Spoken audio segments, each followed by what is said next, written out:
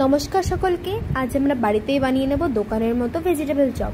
প্রথমে আমরা নিয়ে নিচ্ছি বিট, গাজর, আলু, আদা এবং কাঁচা লঙ্কা, যেটাকে আমি বেটে নিচ্ছি।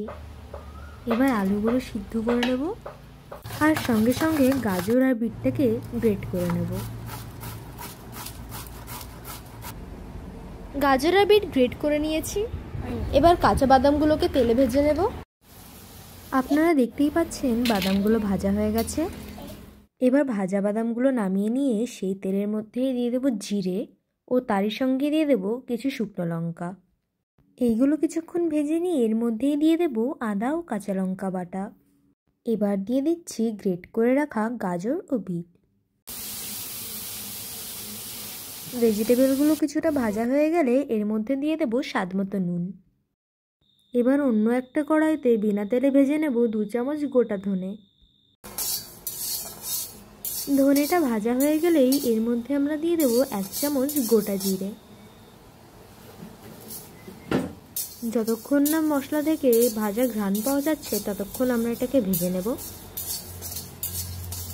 এবার এখানে দিয়ে দেবো দারচিনির কড়া টুকরো আর তার সঙ্গেই দিয়ে দেবো গোটা কয়েকটা এলাচ।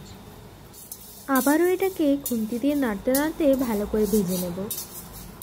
আর এবার এর মধ্যে দিয়ে দেবো গোটা গোলমরিচ।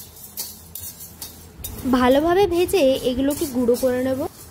এবার আগের কড়াইতে ফিরে গিয়ে তার মধ্যে দিয়ে দেবো গ্রেট করে রাখা সিদ্ধ আলু, হলুদ আর তার সঙ্গে দিয়ে দেবো সামান্য চিনি। এবার এর মধ্যে দিয়ে দিচ্ছি আগে থেকে তৈরি করা ভাজা মশলার গুঁড়ো আর দিয়ে দিচ্ছি ভাজা বাদাম আর তার সঙ্গে ব্রেড ক্রাম্ব।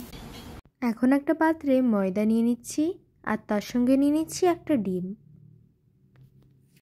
এর মধ্যে দিয়ে দেবো স্বাদমতো নুন আর সঙ্গে দিয়ে দেবো কিছুটা জল। আপনারা যদি প্রথমেই অনেকটা জল দিয়ে ফেলেন তাহলে ব্যাটারটা পাতলা হয়ে যাওয়ার ভয় আছে।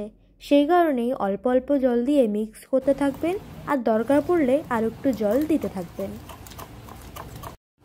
মিক্সারটা হালকা গরম থাকা অবস্থায় আমরা এটাকে শেপ দিয়ে ময়দায় মাখিয়ে নেব আর তারপরে ব্যাটার দিয়ে দেবো। ব্যাটারে দেওয়ার পরে এটাকে কিছুটা ব্রেড ক্রাম্বে কোট করে নেব। এক এক করে কোটিং করে আমরা সব কটা চপ বানিয়ে নিয়েছি। এবার আমরা কড়াইতে সাদা তেল দিয়ে দিচ্ছি। তেল গরম হয়ে গেছে। এবার এক এক করে আমরা সব চপ ভেজে নেব। চপগুলো ভাজা হয়ে গেলে আমরা এক একে এগুলোকে এভাবে গার্নিশ করে নেব। এভাবেই অল্প সময়ের মধ্যে আপনারাও বাড়িতে বানিয়ে নিতে পারবেন দোকানের মতো ভেজিটেবল চপ। ভিডিওটা ভালো লাগলে অবশ্যই লাইক ও কমেন্ট করবেন এবং সাবস্ক্রাইব করতে ভুলবেন না।